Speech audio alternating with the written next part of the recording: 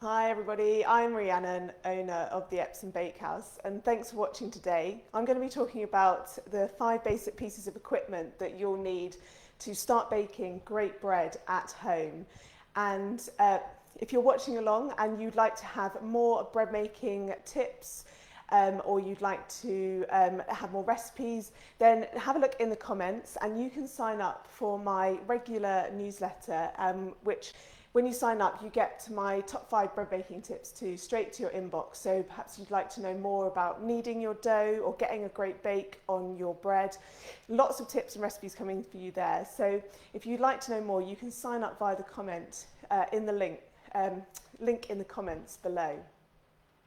So today, as I mentioned, perhaps if you're just getting started or you're baking bread and you want to bake some more bread at home, today I thought I'd talk a bit more about the basic equipment that you need to bake great bread at home. And you really don't need anything too fancy to bake great bread at home.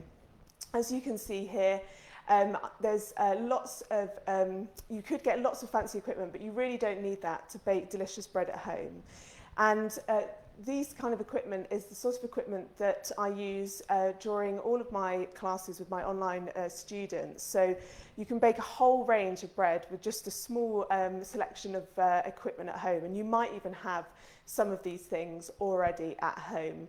So I'll get started, and first and foremost, the first bit of equipment that are really key for me is some scales.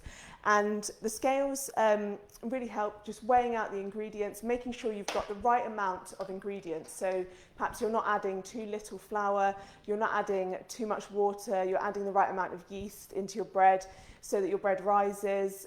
You're not adding too little water so your dough doesn't turn out dry and then you end up baking perhaps a bread that doesn't turn out quite as you expected. So scales are a really great start to make sure you get the right ingredients and the right amount of ingredients into your dough. Then secondly, you do here, first of all, a bowl. Now you could mix most of your ingredients on the bench even, on the work surface. You don't even need to have a bowl, but if you are if you want to, then a great big mixing bowl to get all the ingredients in. I'm sure you might have one like this at home.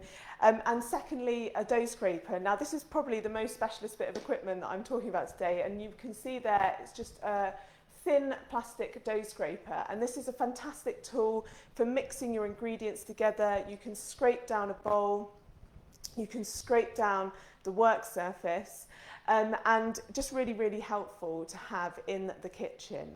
So if you do want to invest in one of those, they're only usually a couple of pounds online, but alternatively you could just use a spoon to mix together your ingredients. Now I've said five simple pieces of equipment. Now I will include, so I've got kind of 3 there and some more here. I will include in that a jug, but in most of my recipes I weigh out the water using the scales. So actually a measuring jug isn't always completely crucial in baking bread if you can weigh out the water with the scales. Other liquids you can't weigh out accurately completely on the scales, but you might want to use a jug for those. But generally using water in a lot of the recipes, and you can weigh that out. Then some other bits of equipment to get your dough into the oven and bake it really well.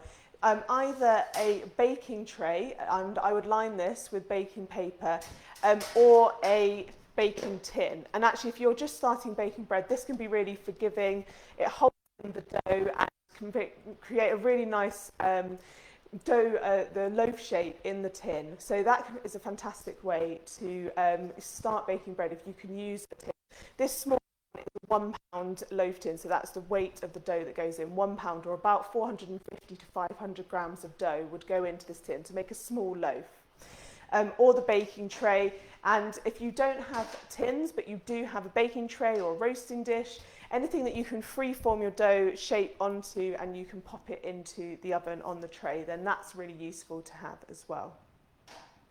And then I just mentioned it there as well, but some form of heat source. I mean, probably sounds really obvious, but oven, and even if you don't want to use the oven, you could also use a hob. So you can make you can make breads in a pan on the hob. So if you would like to know more about that, do let me know and I can provide some links in the comments to some recipes for those.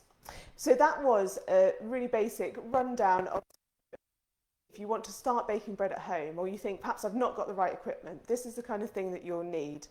And if you've got any other questions that you would like answered in these lives, then do let me know in the comments. I'd love to hear what your questions about baking bread at home are.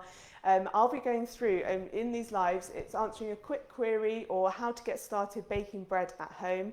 So I'd love to hear from you. Is it helpful? Would you like, what would you like to hear more of in terms of baking bread at home?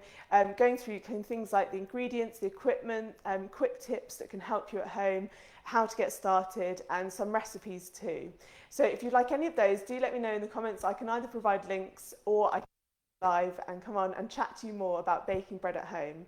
And as mentioned, if you would like more tips, you can also sign up to my mailing list. The comment is in the comments below. There's a link in the comments below, and you can click that and find more about my bread making tips. You'll get those to your inbox. You just need to sign up.